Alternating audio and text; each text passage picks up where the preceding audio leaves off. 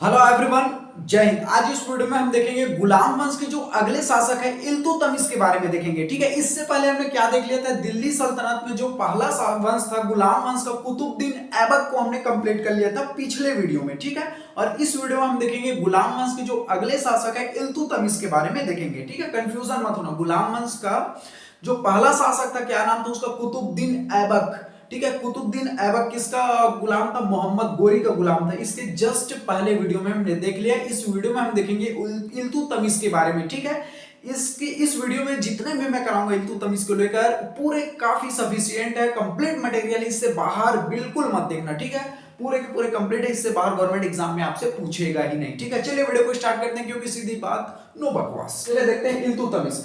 इल्तुतमिश को गुलामों का गुलाम कहते हैं।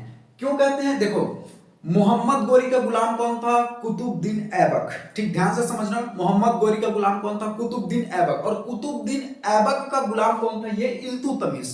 ठीक है, इसलिए इसे गुलामों का गुलाम कहते हैं और इसलिए गुलाम वंश भी कहते हैं। ठीक है, देखो आप कितने गुलाम हुए हैं जिन्होंने बाद में चलकर शासक बन गया। ठीक है, तो इल्तुतमिश किसका गुलाम था? कुतुबुद्दीन ऐबक का। और कुतुबुद्दीन ऐबक किसका गुलाम था? मोहम्मद गोरी का। फिर से बता दूं, मोहम्मद गोरी का गुलाम कौन था? कुतुबुद्दीन ऐबक। और कुतुबुद्दीन ऐबक का गुलाम कौन था? इल्तुतमिश।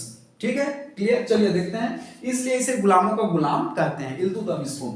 इसने आराम शाह को मारकर, ठीक है, एक शासक था आराम शाह, उसको जो इल्तुतमिश ने मार दिया और शमसी वंश की स्थापना की। ठीक है, अगर आपसे पूछे इल्तुतमिश कौन से वंश से संबंधित था, तो शमसी वंश आपको ध्यान में रखना है। ठीक है, चलिए अगला देखते हैं। गुलाम वंश का अगर आपको वास्तविक संस्थापक पूछे, डायरेक्टली क्वेश्चन ये पूछा जाता है कि गुलाम वंश का वास्तविक संस्थापक का नाम बताइए, तो गुलाम वंश का वास्तविक संस्थापक कौन था? इल्तुतमिश था। ठीक है, इल्तुतमिश वास्तविक संस्थापक था।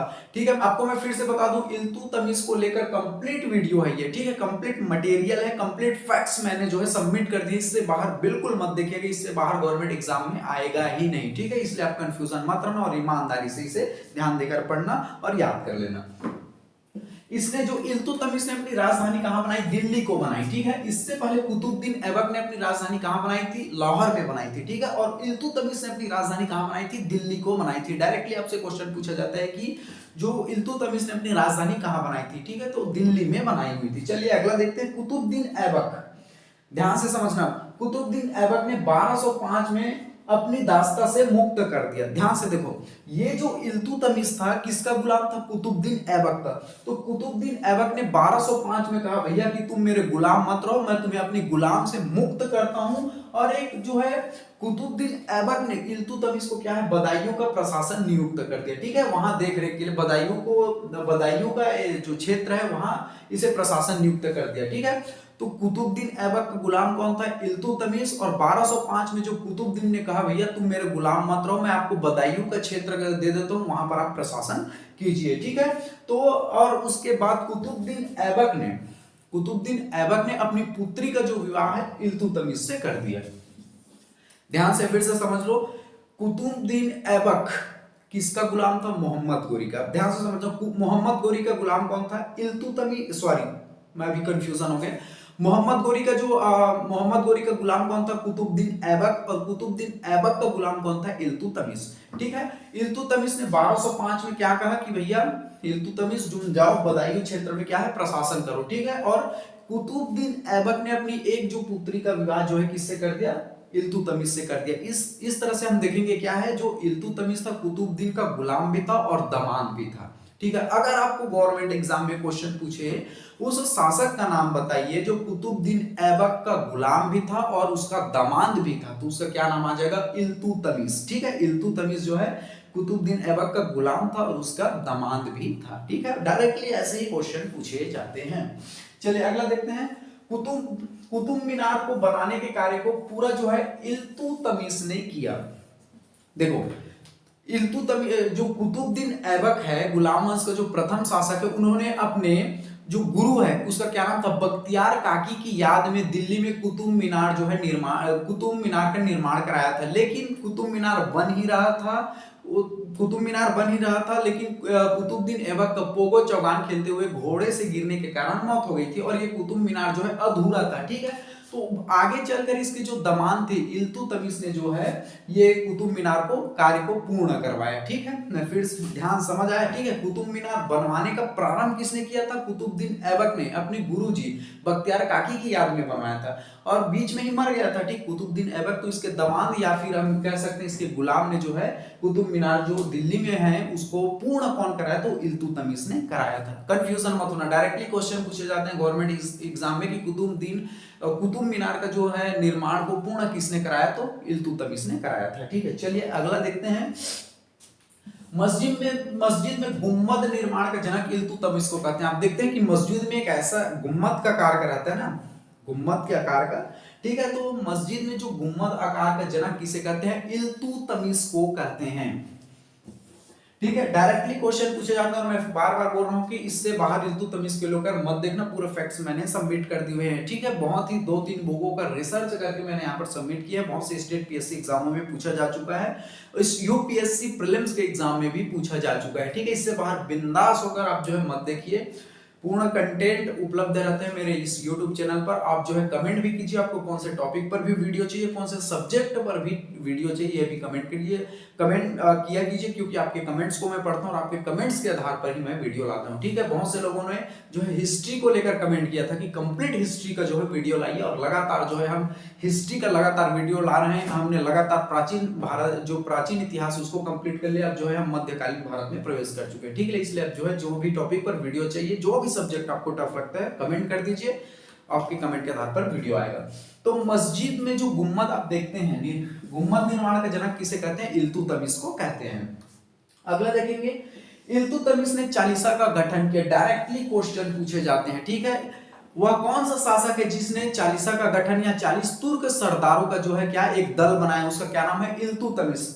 बहुत बार जितने फैक्ट्स मैंने सबमिट किए पूरे को गवर्नमेंट एग्जाम में पूछा जा चुका है, चाहे यूपीएससी के एग्जाम में हो चाहे फिर स्टेट पीएससी के एग्जाम में हो।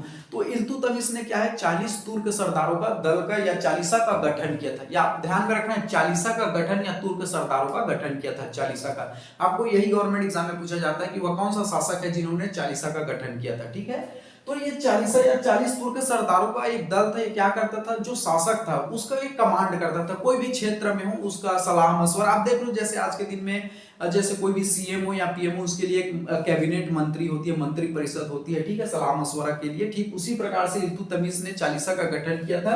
ये 40 तुर्क सरदार जो है हर फील्ड में जो है, चाहे टैक्स लेना हो, चाहे कहीं पर युद्ध हो रहा हो या कुछ भी कार्य करना हो, तो इनकी जो सलाह मशवरा ये जो है बहुत से सलाह मशवरा देता था। ठीक है, तो आप ठीक है, तो चालीसा का गठन किसने किया? इल्तुतमिश ने किया था।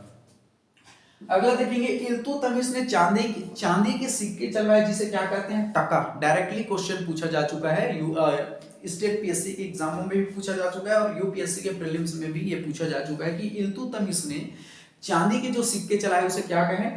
टका कहा गया, और तांबे के सिक्के जो चलाए उसे क्या कहे? जीतल कहा गया। ठीक है, जीतल कहा गया। That is a most important ये क्वेश्चन है। ठीक है, पूरे इंपॉर्टेंट है, कहीं पर इग्नोर तो बिल्कुल मत कीजिएगा। चलिए अगला देखते हैं। इल्तुतमिश के शासन काल में अगर किसी व्यक्ति के साथ बुरा हुआ है या किसी व्यक्ति के साथ अगर कोई व्यक्ति को न्याय चाहिए तो उस व्यक्ति को लाल कपड़े धारण करके आना पड़ता था। ठीक है, देखो फिर से समझा दूं, इल्तुतमिश के शासन काल में अगर किसी व्यक्ति को न्याय चाहिए, ठीक है, जस्टिस चाहिए, तो उस व्यक्ति को क्या है? लाल कपड़े पहनकर आना पड़ता था। ठीक है, अगर कोई लाल कपड़े पहनकर आ गया उसके दरबार में, समझ लो कि वो जो है उसके सामने न्याय मांगने के लिए आया हुआ है। ठीक है, तो इल्तुतमिश के दरबार में अगर किसी व्यक्ति को न्याय चाहिए तो कौन से रंग का वस्त्र धारण करके आना पड़ता था? लाल रंग का वस्त्र धारण करके आना पड़ता था। ठीक है, यहां पर मैंने लिख दिया लाल वस्त्र धारण करके आना पड़ता था। देखो चांदी के सिक्के को टका और तांबे के सिक्के को जीतल कहते हैं। ठीक है, अगला हम देखते हैं, ये न्याय वाला ध्यान जितने भी करा रहा हूं बहुत बार गवर्नमेंट एग्जाम में पूछा जा चुका है, आपकी जानकारी के लिए बता दो। ठीक है, और मेरे जितने भी वीडियो आती है पूरे एग्जाम के दृष्टिकोण से महत्वपूर्ण रहती है, सिलेबस के अकॉर्डिंग रहते हैं। ठीक है, और एक्स्ट्रा तो बिल्कुल मैं सबमिट नहीं करता। ठीक है,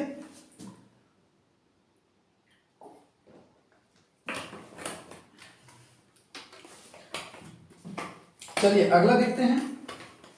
लाल वस्त्र तक हो गया था, न्याय चाहिए किसी व्यक्ति को, लाल वस्त्र धारण करके आना पड़ता था। अगला देखेंगे 1215 ईसा में तराइन का तृतीय युद्ध हुआ। That is a most important question. इसके सन को याद रखना है और तराइन का जो युद्ध है किसके किसके बीच हुआ है इसको आपको ध्यान में रखना है। जो तराइन के युद्ध है 1215 ईसा में हो, याद रख लो, इस सन को याद कर लेना, ठीक है। जहां पर गवर्नमेंट एग्जाम जिस तरह से पूछते हैं मैं वहां पर आपको डील करता हूं, आपको फोर्स भी करता हूं कि इसको आप ध्यान में रख लीजिएगा। तो ये सन को आपको ध्यान में याद ही कर लेना है। तराइन के युद्ध कब हुआ? 1215 ईसा में, वो भी तृतीय, तराइन का तृतीय युद्ध, ठीक है। ध्यान में रखना, तराइन का जो तृतीय युद्ध है, इससे पहले तराइन का प्रथम युद्ध, तराइन का द्वितीय युद्ध हमने देख लिया, मोहम्मद गोरी पृथ्वीराज चौहान, मोहम्मद गोरी पृथ्वीराज चौहान, ठीक है। तो आपको ध्यान में रखना, तराइन का प्रथम युद्ध किसने जीता था? पृथ्वीराज चौहान ने। तराइन का द्वितीय युद्ध किसने जीता था? मोहम्मद गोरी ने जीता था। तराइन का तृतीय युद्ध हम देखेंगे किसके बीच हुआ? इल्तुतमिश और याल्दोज, नाम याद रख लो, याल्दोज के बीच हुआ था। और इसमें जो है इल्तुतमिश जो है जीत गया था। तराइन का तृतीय युद्ध कब हुआ? 1215 ईसा में। और ये जो है तराइन का तृतीय युद्ध में कौन जीता? इल्तुतमिश जो है जीत गया था, ठीक है, विजयी रहा। डायरेक्टली आपसे क्वेश्चन पूछे जाते हैं। चलिए अगला देखते हैं, मंगोल आक्रमणकारी चंगेज खान, ठीक है। देखो मंगोल आक्रमणकारी का क्या नाम था? चंगेज खान और जलालुद्दीन माघमनी के बीच युद्ध हुआ। ध्यान से समझ लो इस कॉन्सेप्ट। देखो डायरेक्टली आपसे क्वेश्चन पूछे जाते हैं। देखो मंगोल आक्रमणकारी का क्या नाम था? Genghis Khan. और जलालुद्दीन माघबरनी के बीच क्या हुआ? युद्ध हुआ। तो जो है ये माघबरनी जो है युद्ध में ही युद्ध से भाग गया, ठीक है, युद्ध से भाग गया। और जो चंगेज खां था, मंगोल आक्रमणकारी जो चंगेज खां था, वो उसका पीछा कर रहा था। किसका? माघबरनी का पीछा कर रहा था। और माघबरनी जो है भागते भागते भागते भागते इल्तुतमिश के दरबार में आ गया, ठीक है। और ये जो माघबरनी था वो कहा कि इल्तुतमिश जी, शासक जी, हमें शरण दीजिए, हमारी सहायता कीजिए। तो जो ये माघबरनी था, ये जो माघबरनी था जो भागते भागते कहाँ गया? इल्तुतमिश के दरबार में गया और कहा कि इल्तुतमिश जी हमें जो है बचा लीजिए, हमें अपनी शरण दीजिए, ठीक है। तो इल्तुतमिश ने कहा ठीक है हम तुम्हें शरण देंगे, कौन तुम्हें मार रहा है बताइए हमें, ठीक है। तो ये जो माघबरनी ने जैसे बताया भैया कि मेरे पीछे जो है चंगेज खां पड़ा हुआ है, मुझे मारने के लिए, मुझे चंगेज खां मेरा पीछा पीछा करते इधर ही आ रहा है। तो इल्तुतमिश ने कहा भैया तू निकल, पहली फुर्सत से निकल, पहली फुर्सत से निकल भैया, चंगेज खां और तुम्हारे लफड़े में हम नहीं आना, ठीक है। देखो चंगेज खां उस टाइम पर इतना निर्दयी शासकों में से एक था, जिसके साथ भी उसका युद्ध हो जाता, जिसके साथ भी उसकी दुश्मनी हो जाता, उसका सीधा गर्दन उड़ा देता, ठीक है। चंगेज खां इतना निर्दयी शासकों में से भी एक था। वो उसके सामने अगर कोई भी आता, चाहे बच्चे हो चाहे बूढ़े हो, वो किसी को माफ नहीं करता, किसी के ऊपर रहम नहीं करता। अगर गर्भवती महिला भी हो तो उसका गर्दन काट देता, उसके पेट को चीर करके उसके अंदर का बच्चा निकाल लेता, उसका भी गर्दन काट देता, ठीक है। इतना निर्दयी शासक था चंगेज खां। और चंगेज खां का ऑलरेडी पंगा किसके साथ हो गया था? माघबरनी के साथ। और ये माघबरनी जो है भागते भागते इल्तुतमिश के पास गया, कहा भैया हमें बचा लीजिए। इल्तुतमिश ने जब कहा कि भैया तुम्हारे पीछे कौन पड़ा है बताइए तो जरा, तो उसने जब माघबरनी ने बताया कि चंगेज खां पड़ा है, तो भैया उसकी तो हवा गई उसकी तो पैंट गीली हो गई है, क्योंकि इल्तुतमिश जानता था चंगेज खां को। और दूसरी बात यह है कि भैया तुम दोनों के लफड़े में हम क्यों पड़े, तुम जानो तुम्हारा काम जाने, तुम निपटो अपना, ठीक है। तो जो है जब जाना कि माघबरनी के पीछे जो है चंगेज खां पड़ा हुआ है, तो इल्तुतमिश ने जो है माघबरनी की सहायता करने से ही मना कर दिया, ठीक है। मैंने यहाँ पर लिख दिया है इल्तुतमिश ने माघबरनी की सहायता करने से मना कर दिया था, ठीक है। चलिए अगला देखते हैं। डायरेक्टली आपसे क्वेश्चन पूछते हैं, मंगोल आक्रमणकारी जो माघबरनी के पीछे कौन पड़ा था? चंगेज खां। आपसे और कॉन्सेप्ट में ये क्वेश्चन पूछा जाता है कि जब मंगोल आक्रमणकारी चंगेज खां और जो माघबरनी के बीच युद्ध हुआ, तो क्या माघबरनी जो है इल्तुतमिश के दरबार में सहायता मांगने के लिए गया, तो इल्तुतमिश ने क्या माघबरनी की सहायता की? तो इसका आंसर आ जाएगा नहीं, ठीक है। चंगेज खां के नाम सुनते ही बोल दिया कि भैया तुम जानो तुम्हारा काम जानो, यहाँ से निकलो माघबरनी, आप पहली फुर्सत से निकलो ठीक है। चलिए अगला देखते हैं। इल्तुतमिश ने कहा, देखो इल्तुतमिश जो है जब शासक था, ठीक है, इल्तुतमिश जब शासक था, उन्होंने एक इच्छा जाहिर की थी।